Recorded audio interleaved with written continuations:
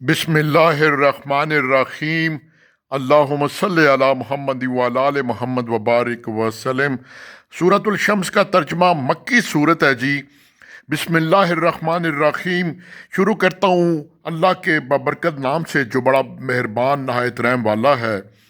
قسم ہے سورج کی اور اس کی دھوپ کی، اور چاند کی قسم جب وہ اس کے بعد نکلے، اور دن کی جب وہ سورج کو ظاہر کر دے، اور رات کی قسم جب وہ سورج کو چھپا لے، اور آسمان کی اور اس کی جس نے اس سے بنایا، اور زمین کی اور اس کی جس نے اس کو بچھایا، اور نفس کی اور رزق کی جس نے اس کو درست بنایا، پھر اس کو اپنی نافرمانی اور پرہیزگاری کی سمجھ عطا کی۔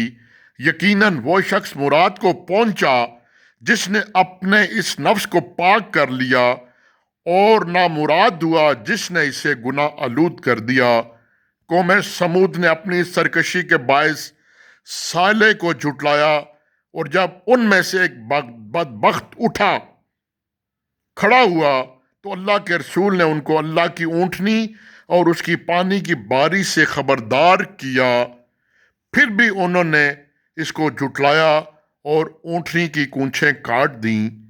چنانچہ ان کے رب نے بھی ان کے گناہ کے سبب ان پر عذاب نازل فرمایا، پھر سب کو برباد کر دیا، اور اس نے ان کے انجام بد کی کوئی پرواہ نہ کی۔